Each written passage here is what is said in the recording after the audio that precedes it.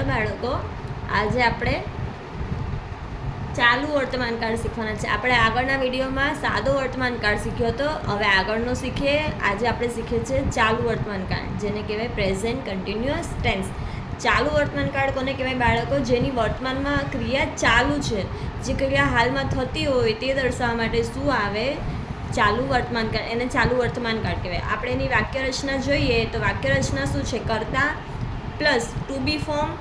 A two be form કયા કયા છે? ઇઝ, એમ, આર પ્લસ ક્રિયાપદ અને એને આઈએનજી એ ચાલુ ક્રિયા દર્શાવે પ્લસ કર્મ. આપણે એક એક્ઝામ્પલ જોઈએ.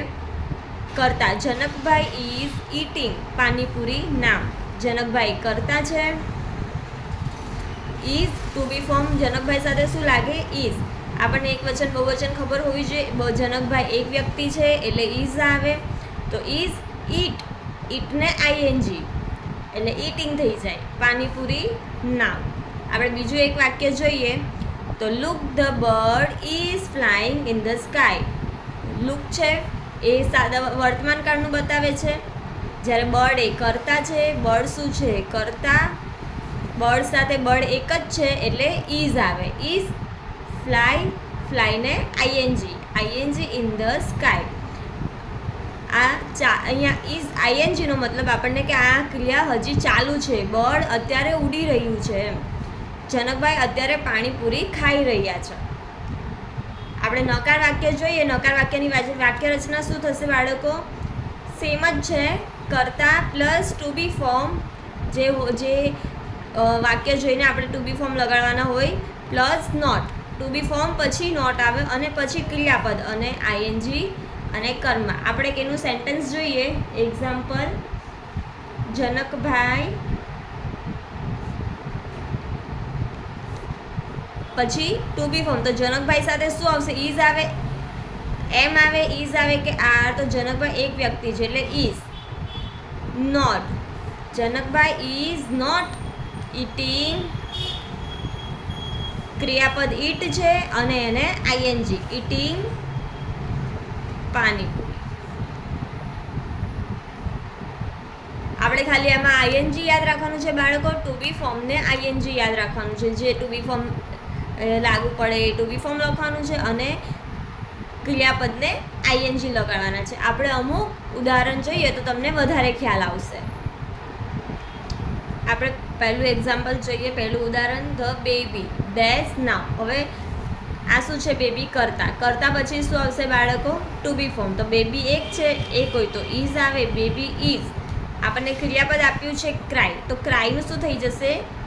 Crying. The baby is crying now. હવે આપણે બીજું સેન્ટેન્સ જોઈએ. Listen the prime minister does a lecture. આપણને ક્રિયાપદ આપ્યું છે to give.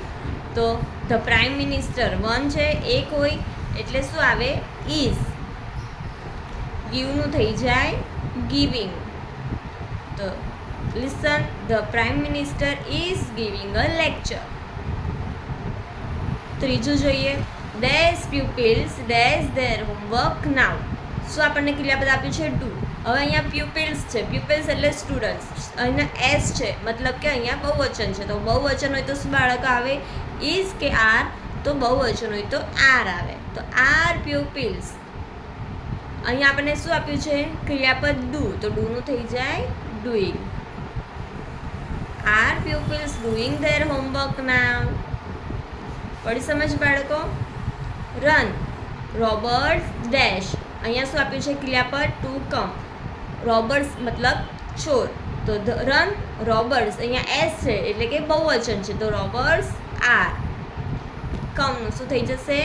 Coming. I dash not dash a newspaper now. આપણને ક્રિયાપદ આપ્યું છે રીડ. તો આઈ સાથે ઓલવેઝ શું આવે? એમ. આઈ સાથે ઇઝ કે આર નો આવે. આઈ સાથે શું આવે? એમ આવે. એક વચન હોય તો ઇઝ આવે, બહુવચન હોય તો આર આવે. એટલે આઈ એમ નોટ. રીડનું શું થઈ જશે? Reading. I am not reading a newspaper now. પડી સમજ બાળકો? આ આપણે ચાલુ વર્તમાનકાળ શીખ્યા. ચાલુ વર્તમાનકાળનો મતલબ થાય જે ક્રિયા હજી પણ ચાલુ છે એ ક્રિયા દર્શાવવા માટે કર્તા પ્લસ ટુ બી ફોર્મ જે હોય તે એને આઈએનજી, ક્રિયાપદના આઈએનજી અને કર્મ આ એની વાક્ય રચના હિસાબે સેન્ટેન્સ યાદ રાખવાના. મને આશા છે કે તમને ખબર પડી હશે.